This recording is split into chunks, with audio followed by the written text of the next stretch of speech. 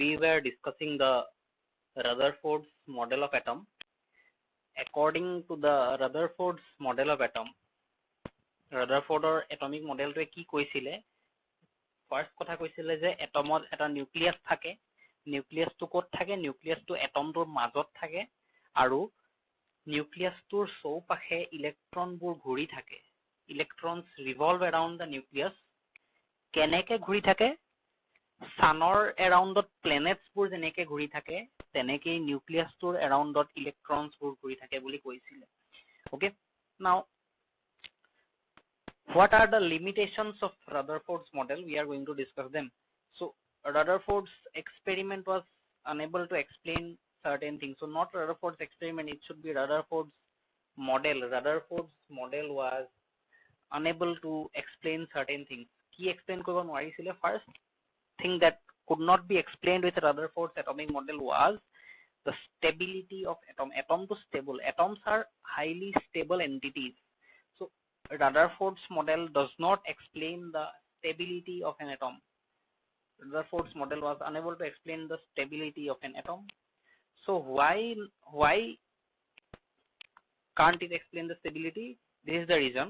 According to Rutherford's postulates, electrons revolve at a very high speed around the nucleus of an atom in a fixed orbit. Okay, so Rutherford orbit bur fix কৰি দিলে, যেনেকে planet bur যেনেকে সানৰ চৌপাশে একেটা অৰ্বিটতে ঘূৰি ফুৰে। The planets do not change their orbits. In the same way, electrons do not change their orbits. Okay, in a fixed orbit, the electrons revolve at a very high speed around a nucleus of an atom in a fixed orbit. Okay, fixed orbit to একে থাকে, একে orbiter সাইডে ঘূৰি ফুৰে। Okay, now if you have studied circular motion, যদি তোমালোকে circular motion পঢ়িছা, circular motionত এটা কথা কয় যে the direction of velocity at every point is different. So when we discuss about velocity is different at every point when we consider circular motion. Whenever a particle moves in a circular path, okay, so it is always in a state of acceleration. That means যদি এটা particle circular motion circular path এটাত ঘূৰি আছে তেতিয়া তাৰ anytime it is undergoing acceleration. কেলে acceleration হৈ আছে? Now acceleration can be of two types: positive acceleration, negative acceleration. Speed যদি rate of speed যদি বাঢ়ি গৈছে তেতিয়াও acceleration বুলি কয়, speed যদি কমি গৈছে তেতিয়াও deceleration. This is also a type of acceleration. That means if a particle is moving along a circular path, then it is always undergoing a state of acceleration. How? Now let us consider this is a circular path. A particle is moving in a circular path. Okay, so এনেকে ঘূৰি আছে, circular path ঘূৰি আছে. I have considered 3 points: point A, point B, and point C.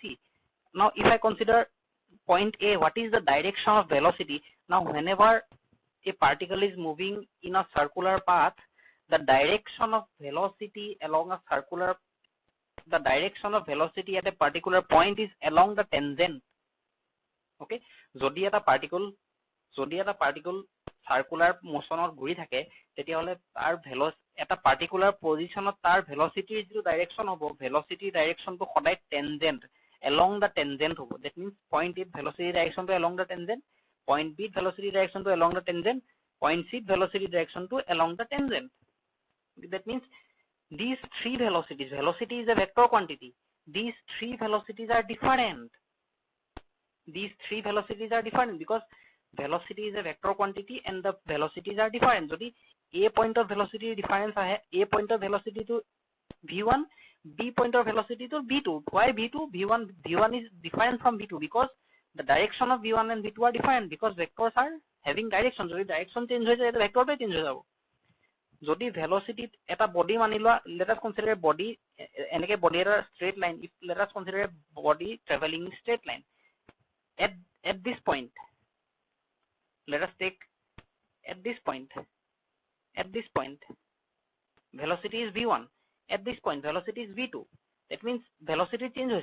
If the velocity is changing, then there is a rate of change of velocity. That means there is an acceleration. But if I consider circular motion, মই যদি point A পৰা A to, if I from this point I move to this point, again at this point the direction of velocity will be different. The direction of velocity is different. That means at every point in circular motion there is acceleration. That means circular motion is accelerated motion. Please remember, circular motion is accelerated motion because velocity changes, the direction of velocity changes at every point. Why changes? Because we consider velocity in circular motion to be tangentially pointing.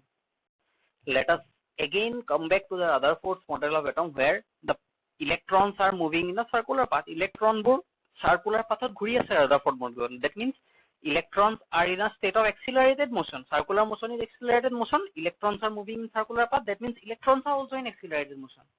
Okay, so this is the first thing you have to remember. Electrons are moving in an accelerated motion. That means circular path.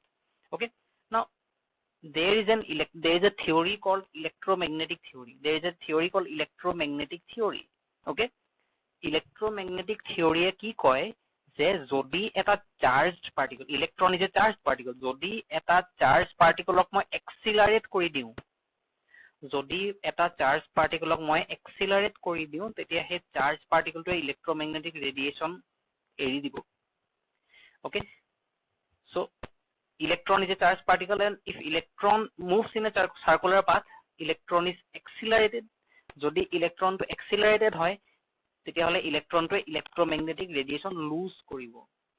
charged particle এটা যদি acceleration কৰে তেতিয়া electromagnetic radiation lose কৰি দিয়ে। similarly electron to যদি মই acceleration কৰাই দিওঁ তেতিয়া electron toও electromagnetic radiation এৰি দিব।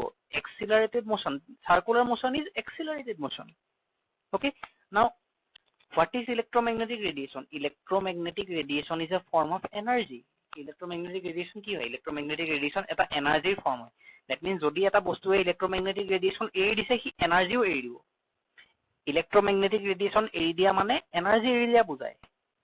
okay, so electromagnetic radiation, something is releasing electromagnetic radiation, that means that particular thing is releasing energy. যদি এনার্জি লুজ কৰে তাৰ এনাৰ্জি কমি গুচি যাব। যদি ইলেক্ট্ৰনটো এনাৰ্জি লুজ কৰি দিয়ে, ইলেক্ট্ৰনৰ এনাৰ্জি কমি গুচি গল, ইলেক্ট্ৰনৰ যদি এনাৰ্জি কমি গুচি গল তেতিয়া প্ৰটনে তাক বেছিকে টানিব।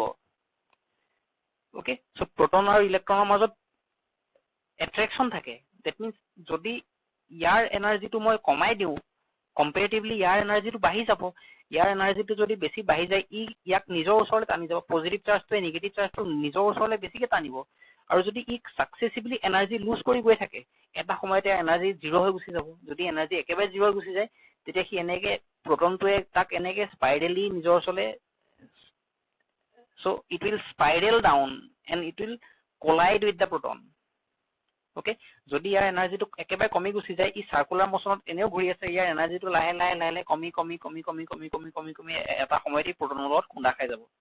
যদি প্ৰটনৰ লগত বা নিউক্লিয়াছটোৰ লগত খুন্দা খাই গুচি যায় তেতিয়াহলে এটমটো ষ্টেবল হ'ব জানো? নহয়। that means Rutherford's accelerating model of an electron does not tell anything about the stability of an atom. So the electromagnetic radiation will have energy from the electronic motion, as a result of which orbits will gradually shrink. Orbit will gradually shrink হৈ গৈ আছে। okay, spirally আৰু এটা সময়ত collide হৈ গুচি যাব। the orbits will shrink and collapse in the nucleus of an atom. According to calculation, if Maxwell explanation is followed, Rutherford model will collapse within 10⁻⁻8 seconds. যদি Rutherford model টো আমি মানি থাকো নহয় তেতিয়া ইলেক্ট্ৰনটো, যদি Rutherford model টো সঁচাকে ট্ৰু হলহেঁতেন তেতিয়াহলে ইলেক্ট্ৰনটো এনেকে ঘূৰি ঘূৰি ঘূৰি ঘূৰি আহি পেলাই নিউক্লিয়াছত কলাইড কৰি দিলেহেঁতেন। কিমান টাইমত কলাইড কৰি দিলেহেঁতেন? 10⁻⁸ সেকেন্ড কলাইড কৰি দিলেহেঁতেন। Now let me repeat again. Electrons are negatively charged. Whenever a charged particle is accelerated, it loses electromagnetic radiation. Electromagnetic radiation কি হয়? এনার্জি হয়। যদি ইলেক্ট্রন এটা ইলেক্ট্রোম্যাগনেটিক রেডিয়েশন লুজ কৰে মানে সি এনাৰ্জি লুজ কৰিব।